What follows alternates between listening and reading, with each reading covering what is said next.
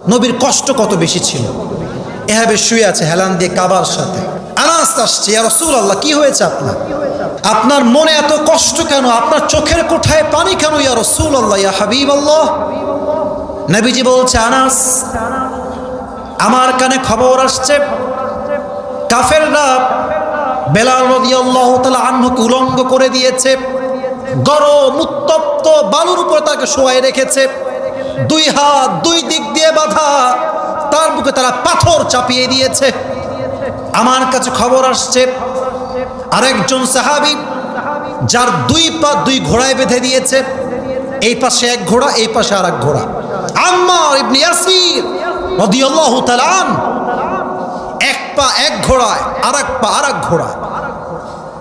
look at my two hands, চাপায়ের ভাইরা, দুই হাত দেখেন, এক ঘোড়া গেছে ডান দিকে,